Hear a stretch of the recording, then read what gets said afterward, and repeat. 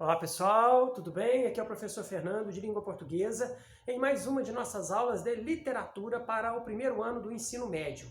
Bom, preste atenção minha gente, nós agora vamos continuar estudando a literatura medieval, nós já terminamos o trovadorismo, nós vimos lá os limites do trovadorismo, o contexto histórico do trovadorismo, as características gerais do trovadorismo, né? Nós estudamos a poesia do trovadorismo com as cantigas lírico-amorosas de amor e de amigo e as cantigas satíricas de escárnio e maldizer.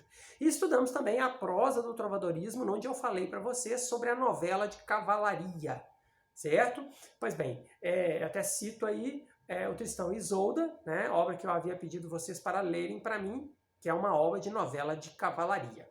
Pois bem, encerramos então o nosso estudo sobre trovadorismo e agora nós vamos adiante com o nosso estudo sobre o humanismo.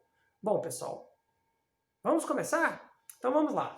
O humanismo, como o próprio nome já diz, né, ele está relacionado ao ser humano, à humanidade, ao humano, certo? Então prestem bem atenção.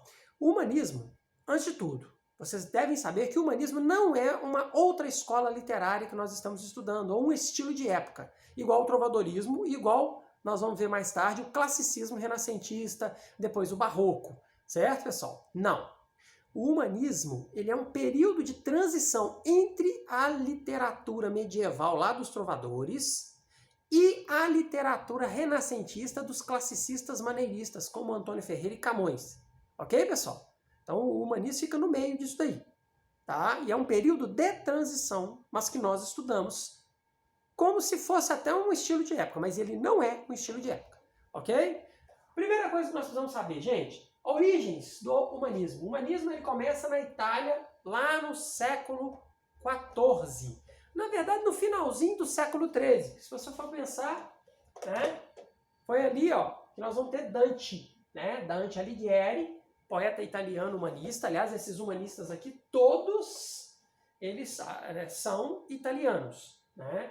E o humanismo vai ter na Itália como principais representantes na literatura esses três nomes aqui, ó, né? É o Dante Alighieri, que é autor de sonetos e da epopeia Divina Comédia, ok? Que eu recomendo a leitura para vocês, né? Ela é dividida em o inferno, o purgatório e o paraíso. Ela narra uma epopeia que narra uma viagem fantástica que o Dante fez durante um sonho em que ele encontra com o fantasma do poeta romano Virgílio, e Virgílio guia ele ao mundo sobrenatural, ao mundo de além-túmulo, que é dividido em inferno, purgatório e paraíso. Ok? Então essa epopeia é uma epopeia que eu recomendo a leitura, que vocês façam a leitura. Pode ser tanto em versos quanto na versão traduzida em prosa. Aliás, eu até indico a versão traduzida em prosa para quem vai fazer uma primeira leitura da Divina Comédia. Pega uma versão traduzida em prosa, né, que fica mais fácil para o leitor de primeira viagem compreender o texto, ok? Então, mas não deixem de ler a Divina Comédia do Dante. Tá? Não fica com medo do tamanho do livro, não. Beleza? Tranquilo. Outra. Petrarca, Francesco Petrarca, né? Ele fez uma epopeia também, chamada África, mas ele é mais conhecido por seus sonetos. Né? O soneto latino é chamado soneto petrarquiano, porque é atribuído a Petrarca a criação do soneto. Né? Nós já vimos que o grande criador do soneto, na verdade, foi um poeta chamado Giacomo da Lentini, né? Mais ou menos contemporâneo do Petrarca, quer dizer, ele viveu um pouco antes do Petrarca. Mas quem pegou o soneto da Lentini e fez a forma que nós conhecemos hoje foi Francesco Petrarca. Então o soneto latino é atribuído a Petrarca. Se você é sonetista que escreve em português, espanhol, francês ou italiano, obviamente o seu soneto vai ter a forma do soneto petrarquiano, que é o quê? 14 versos dispostos em 4 estrofes, sendo que as 2 primeiras estrofes são quartetos ou quadras, ou seja, estrofes de 4 versos, e as 2 últimas estrofes são tercetos. E os versos são decassílabos na métrica, né? Então eles possuem 10 sílabas poéticas. Então esse é o chamado soneto petrarquiano. Né? E o Giovanni Boccaccio, autor de Decameron, né? que é um livro de narrativas que tem como pano de fundo, né, o contexto histórico delas é o período da Peste Negra. É bem interessante essas narrativas, principalmente pelo fato de que muitas das protagonistas são mulheres, ok? Beleza. Bom, minha gente, esses autores aí, eles foram formados, né, eles pertenciam a uma aristocracia e eles foram formados pelos humanistas e, obviamente, se tornaram também humanistas. O que na verdade, é você ser um humanista? Na verdade, toda pessoa que estuda, ela deveria estudar para se transformar num humanista. Ah, mas humanista é quem é da área humana. Não é assim. Preste atenção. Existe a área exata, a área humana, a área biológica, e por aí vai essa divisão, né? Para mim, na verdade, tem um sentido assim, confortável para quem utiliza essas divisões. Mas, na verdade, quem estuda, né, faz lá, terminou o ensino médio, vai para a universidade, né? Eu digo quem vai para a universidade, vai fazer uma faculdade. Essa pessoa, ela tem o interesse de se transformar em um humanista. O que seria um humanista? Seria um cientista, um estudioso, capaz, que vai adquirir tanto conhecimento, mas tanto conhecimento, certo? Que vai ser capaz depois de ensinar, passar esse conhecimento para frente. Então, por exemplo, a meu ver, eu sou um humanista, porque, a meu ver, todo professor é um humanista. Pouco importa a área dele, se ele é professor de matemática ou se ele é professor de português, ele é um humanista. Por quê? Porque ele estudou, e ele estuda tanto e o suficiente para poder ensinar. Ok, pessoal? Então ele sabe tanto que ele pode ensinar. Tranquilo? Então, professor, né, deveria ser assim, né? Ó, ele sabe tanto que ele pode ensinar. Ele é capaz de fazer, não só, ele não fica só no campo da teoria, mas ele é capaz de fazer, de produzir para ensinar. Como que se faz, como que se pensa e como que se produz. Né? Então, o humanista, a meu ver, né, ele é esse tipo de sujeito que estudou tanto que se tornou capaz, né, e ainda continua estudando, que se tornou capaz de ensinar, passar para frente seu conhecimento. Né? Então, esse é o humanista. Né? Então, pouco importa a área dele. Ele é um cientista na sua área. E o cientista é obrigatoriamente professor. Tá? Então, se você é cientista, você tem condição de ensinar. Né? Agora, mas ele não tem didática. Olha, veja bem, aí já é outra questão. Tranquilo? Mas se você é um cientista, você tem condição de ensinar. Você sabe o suficiente para poder ensinar. Né? De início, você pode até não saber ensinar tanto, mas você vai aprendendo com a prática. Tá? Porque, né, a prática ajuda muito, né, o cientista a se tornar professor. Tranquilo? Tá? Então, veja bem, é importante vocês entenderem isso. Agora, veja só, esses autores aqui, eles foram formados por humanistas e se tornaram também humanistas, óbvio, certo? Tranquilo. Continuando, aí em Portugal. Gente, em Portugal, nós estamos em Portugal, século XV já, ok? O humanismo começa em Portugal no século XV, quer dizer, enquanto a Itália ele floresce no século XIV, em Portugal ele começa no século XV, em 1418, quando o historiador e escritor Fernão Lopes é nomeado guarda-mor da Torre do Tombo. O que significa isso? Ele é nomeado, vamos dizer assim, diretor da Biblioteca Nacional de Portugal, onde ficavam guardados os arquivos do rei, se chamava Torre do Tombo. Certo? Então, tudo que deveria ser arquivado, guardado para a posteridade, né, ia parar na Torre do Tombo. Ok, pessoal? Por isso que a gente usa até hoje, aqui, por exemplo, no Brasil. Né? Esse casarão foi tombado pelo patrimônio cultural.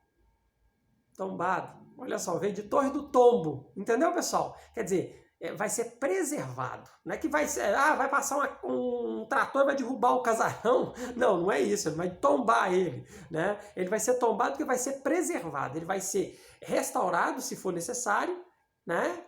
Para ser preservado. Vai transformá-lo, por exemplo, num museu, uma coisa assim. Ok? Então, esse é o sentido de tombado. Né? Então, olha só. Foi daí, ó, Torre do Tombo, que veio o termo. Depois, em 1434, o mesmo Fernão Lopes é nomeado cronista mor do reino. O que é isso? Ele passou a ser o historiador oficial do rei de Portugal em 1434. Tranquilo? Então é aqui que começa o humanismo em Portugal. Beleza, vamos ao contexto histórico. Ah, não, peraí. Vamos aos limites, né? Terminar os limites aqui do humanismo. O humanismo vai até 1527, quando o poeta humanista palaciano Sá de Miranda volta da Itália para Portugal. Ele estava estudando lá, ele volta e traz consigo o chamado doce estilo novo e a chamada medida nova. Né? O que é o doce estilo novo? É o classicismo maneirismo. O que é a medida nova? São as novas fórmulas apresentadas pelos classicistas renascentistas italianos que Sá de Miranda levou para Portugal. Qual que é a principal delas? O soneto, certo? Soneto estilo petrarquiano, né? Que os portugueses não conheciam soneto até então. E a epopeia. O modelo que ele trouxe é a da epopeia de Ludovico Ariosto, o Orlando Furioso, certo? Esse modelo, né, a fórmula dessa epopeia foi copiada pelo poeta Luís Vaz de Camões e a forma como Camões fez, né, essa cópia lá nos Lusíadas, repare, são duas narrativas totalmente diferentes, viu, gente? Ele copiou foi a fórmula. Que fórmula é essa que ele copiou? 10 cantos, 5 partes, estrofes em oitava de rima, com versos decassílabos rimados, no esquema AB, AB, AB, CC. É isso que ele copiou, a fórmula.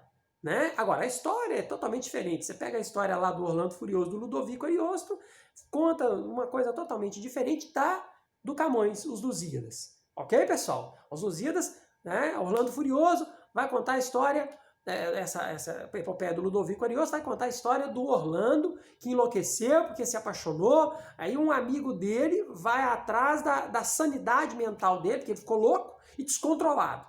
Né? Ele virou uma espécie de Hulk, tá, gente? Ele ficou totalmente descontrolado, destruindo tudo que encontrava pela frente. Ele era muito forte, muito poderoso, então só saiu fazendo bobagem. Né? Então essa é o Orlando Furioso do Ludovico Ariosto. Agora, os Lusíadas do Camões vai mitificar a viagem feita por Vasco da Gama, contornando o continente africano até a Índia e voltando para Portugal para contar para a gente essa história. Ok? Então, quer dizer, o Camões vai mitificar a viagem do navegador Vasco da Gama até a Índia, lá nos Lusíadas, e contar também sobre a história de Portugal e a interferência dos deuses mitológicos romanos na vida dos portugueses. Então, tem mito e tudo mais, é uma epopeia como se deve, né, ser. Tranquilo? Beleza. Então, o que a gente vai chamar de doce estilo novo, ou medida nova, são essas duas fórmulas aí, ó, a fórmula do soneto e a fórmula da epopeia renascentista. Bom, agora vamos ao contexto histórico do humanismo. Primeira coisa que eu falei, olha lá, ó, período de transição do medievalismo para o renascimento. Tranquilo? Nesse período, o que vai acontecer? Vai haver uma transição também na forma de pensar do homem medieval.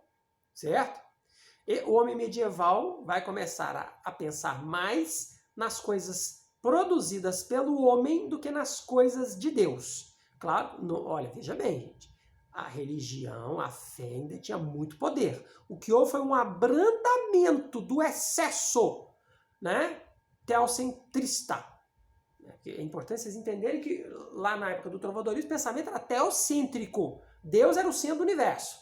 Aqui, esse aqui é o período em que esse pensamento muda. Deus passa a ser, né, deixa de ser o centro do universo, né, e o que vai acontecer aqui? Nós vamos ter o homem, antropó, como centro do universo.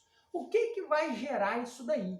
Vai gerar isso daí, certo, minha gente? Vai ser a crise do feudalismo gerada pela peste negra e a crise da escolástica, que era um método filosófico praticado pelo homem medieval e criado por Santo Tomás de Aquino. Beleza? Bom, nós vamos entender como é que é a escolástica, o que veio antes dela, o que é a escolástica e o que veio depois da escolástica, para a gente entender essa crise da escolástica. Ok? Então, para tanto, nós vamos... eu vou até gravar uma aula específica sobre esse assunto. Tranquilo? Então, olhe bem, nós vamos rever essa parte aqui. Ó. Período de transição do medievalismo para o Renascimento, ok? Antropocentrismo, o homem passa a ser o centro do universo e não mais Deus. Crise do sistema feudal. O que vai ser trocado aí? Ó? Sai o feudalismo e entra o quê? O absolutismo monárquico. O rei passa a ser o todo-poderoso. A igreja sustenta o status quo dele, como todo-poderoso. A nobreza fica aí, abaixo. E a plebe, como sempre, mais embaixo, sustentando todo mundo. Ok? Então, veja bem.